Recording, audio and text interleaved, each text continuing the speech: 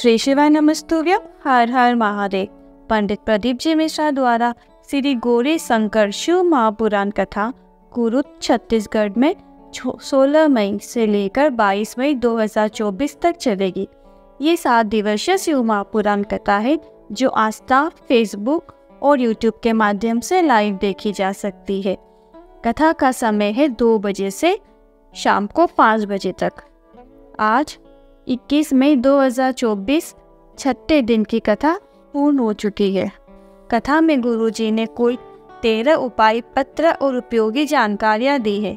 सभी की जानकारी आपको इस छोटे से वीडियो के माध्यम से प्राप्त होने वाली है। यदि किसी कारणवश आप आज की कथा नहीं सुन पाए हो तो पूरी कथा का रसतत्व आपको इस छोटे से वीडियो के माध्यम से प्राप्त होने वाला है। आइए शुरू करते हैं। कथा शुरू करते ही गुरुजी ने कहा, कल हमसे एक महिला ने प्रश्न किया था कि हमारे पति पत्नी के बीच में बहुत झगड़े होते हैं, बहुत कलह होता है, तो आप हमें ऐसा कोई उपाय बता दीजिए या फिर कोई ऐसी पूजन बता दीजिए जिससे हमारे घर में कलह ना हो, झगड़े बंद हो जाए। तो गुरुजी ने कहा, इसका उत्तर हम आपको व्यासपीठ से देंगे। गुरुजी ने कहा, आप अपने घर का कलह दूर करना चाहते हो तो पति को गूंगा और पत्नी को बहरा बन जाना चाहिए, अर्थात पति को थोड़ी देर के लिए मौन रहना चाहिए और पत्नी को कुछ देर के लिए नहीं सुनना चाहिए, कुछ नहीं बोलना चाहिए, भगवान की भक्ति में लीन हो जाना चाहिए। इस प्रकार से आपके घर के कलह दूर हो जाते हैं। बढ़ते कथा की दूसरी विशेष जानकारी की ओर। गुरुजी ने कहा, ताली बजाने के लिए आपको बहुत सारी जगह मिलेगी, मंदिर में, सत्संग में, कीर्तन में, आरती में, खुशियों में आप ताली बजाएं, पर किसी का दुख देखकर कभी भी ताली नहीं बजाना। इस बात का आप हमेशा ख्याल रखें। बढ़ते कथा की तीसरी विशेष जानकारी की ओर। गुरुजी ने कहा, अभी छत्तीसगढ़ में एक्सीडेंट हुआ, गाड़ी गड्ढे में जाकर गिर गई, उसमें लगभग 19 लोग थे और ने कहा कितने घरों के उजाले उस एक्सीडेंट में चले गए। इस शिव महापुराण कथा से हम ये प्रार्थना करना चाहेंगे, उन घरों में भोलेनाथ अपनी कृपा हमेशा बनाए रखे और जो व्यक्ति एक्सीडेंट में चले गए हैं उन्हें कैलाश धाम प्राप्त हो। इसके साथ ही गुरुजी ने छत्तीसगढ़ के मुख्यमंत्री सीएम का आभार व्यक्त किया, जिन्होंने एक्सीडेंट में गए लोगों के परिवार वालों के लिए 5 लाख रुपए देने की घोषणा की। बढ़ते कथा की चौथी विशेष जानकारी की ओर। गुरुजी ने कहा, सभी को भगवान नरसिंह के अवतार दिवस की शुभकामनाएं। बढ़ते कथा की 5वीं विशेष जानकारी की ओर। गुरुजी ने पशुपति व्रत। गुरुजी ने कहा, पशुपति योग, पशुपति अस्त्र और पशुपति नाथ का व्रत, ये 3 बहुत विशेष है। पर अब हम इतनी तपस्या तो नहीं कर सकते कि हमें पशुपत अस्त्र प्राप्त हो। इसके लिए भगवान ने पशुपति नाथ व्रत करने के लिए कहा कि जिनकी कोई कामना पूरी नहीं होती या फिर कोई कामना, कोई इच्छा है, उसके लिए आपको पशुपति नाथ का व्रत करना चाहिए। उन्होंने आज कथा में व्रत किस तरह से किया जाता है उसका भी वर्णन किया। बढ़ते कथा की 6ठी विशेष जानकारी की ओर। सरिता अग्रवाल और भरत अग्रवाल जी पत्र लेकर आए कुरुद से, जिसमें लिखा था, मेरा बेटा 4 वर्ष का हो गया था पर वो ना बैठ पाता था, ना चल पाता था और ना ही बोल पाता था।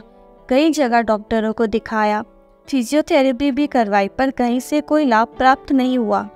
इसके बाद डॉक्टर ने MRI करके बताया कि इसके सर की नसें दब गई है, जिसकी वजह से लड़का बोल नहीं सकता, चल नहीं पाता, एक ही जगह बैठा रहता है। हमने आपकी कथा सुनना शुरू किया।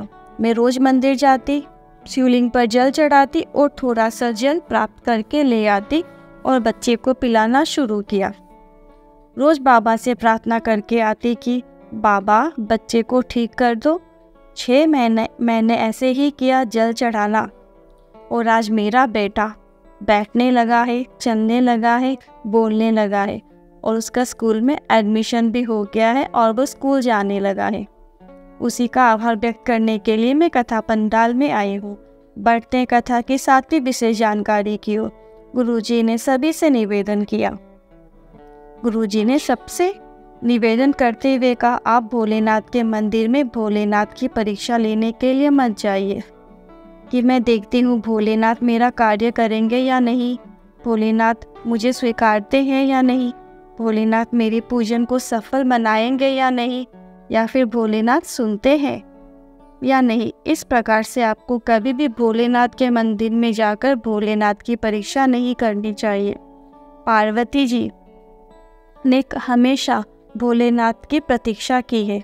जब भोलेनाथ ने पार्वती जी की बहुत परीक्षा ली, पर पार्वती जी ने हमेशा उनकी प्रतीक्षा की। गुरुजी ने कहा, आप तो ये भाव लेकर मंदिर जाना कि मेरा शिव सुनेगा, वो मेरी झोली खुशियों से भरेगा, ये निश्चित है। बढ़ते हैं कथा की 8वीं विशेष जानकारी की ओर। गुरुजी ने कहा, 2 जगह में कभी भी निमंत्रण नहीं मिलता, 2 जगह से कभी निमंत्रण नहीं आता और आपको वहाँ जाना ही पड़ता है। पहला है सत्संग और दूसरा है शमशान। उसी तरह शंकर भगवान के मंदिर में जल चढ़ाने के लिए आपको निमंत्रण नहीं मिलता, इसीलिए आप रोज़ाना जल चढ़ाने के लिए शंकर मंदिर में जाया करें। बढ़ते कथा की 9वीं विशेष जानकारी की ओर। अंगेरी साहू जी समेरा पत्र लेकर आई, जिसमें लिखा था, ये मेरा चौथा कथा पंडाल है जहाँ पर बैठकर मैं कथा श्रवण कर रही हूँ। 2 महीने पहले मेरी तबीयत खराब हुई थी। मैंने सोनोग्राफी कराई तो पता चला कि मेरे बच्चेदानी में बहुत सारी गठान हो गई है। किसी किसी को 1, 2 या 3 गठान होती है, पर मेरे तो बच्चेदानी में पूरी गठान ही बढ़ गई। डॉक्टर ने कहा बीमारी साधारण नहीं है, ऑपरेशन करना पड़ेगा और उसके बाद फिर ये गठान जांच के लिए जाएगी। हमने डॉक्टर से 1 महीने का समय लिया और कथा पंडाल में बैठकर कथा का श्रवण करते। पंडाल की मिट्टी को गर्भ में लगा लेती और शिवलिंग पर चढ़े हुए जल का आचमन करना शुरू किया और कल ही मैंने जांच कराई, सभी गठानें गल चुकी है। उसी का आभार व्यक्त करने के लिए मैं कथा पंडाल में आई हूँ। बढ़ते कथा की 10वीं विशेष जानकारी की ओर। गुरुजी ने कहा, 3 प्रकार के नशे होते हैं। 1 शराब का नशा, जो रात को चढ़ता है और सुबह उतर जाता है। दूसरा धन का नशा होता है, वो मरने से पहले उतर जाता है। और तीसरा शंकर भगवान की कथा का जो नशा होता है वो पूरे जीवन में कभी नहीं उतरता। तो आपको स्वयं सोचना है कि आपको कौन सा नशा करना है। बढ़ते कथा की 11वीं विशेष जानकारी की ओर।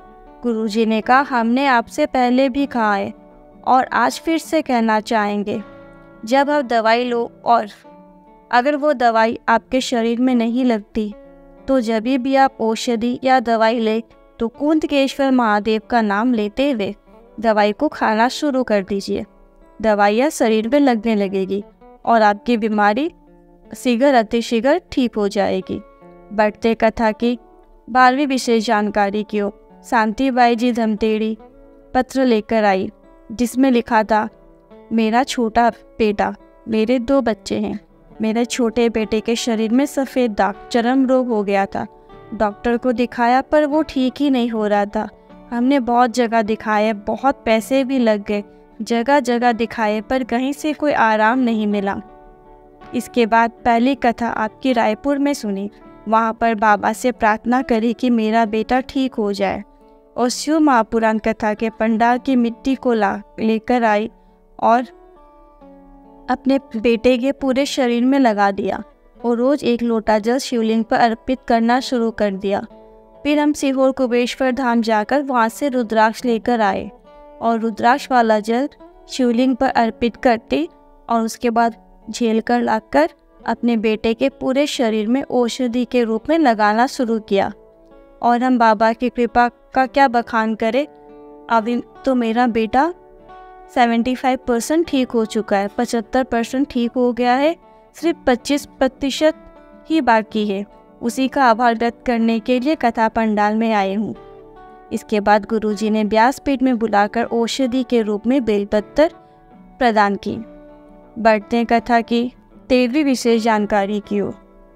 गुरुजी ने कहा, कल कथा पंडाल में सुबह 8 बजे से 11 बजे तक होगी, पर आस्था चैनल फेसबुक और यूट्यूब में दोपहर को 2 बजे से 5 बजे तक आएगी। गुरुजी ने साथ ही साथ ये भी जानकारी दी कि अगली कथा 27 मई से समर्पण शिव महापुराण कथा अमलेश्वर रायपुर में होगी। आज की वीडियो में बस इतना ही, फिर मिलती हूँ नई वीडियो के साथ। तब तक के लिए श्री शिवाय नमस्तुभ्यं। हर हर महादेव।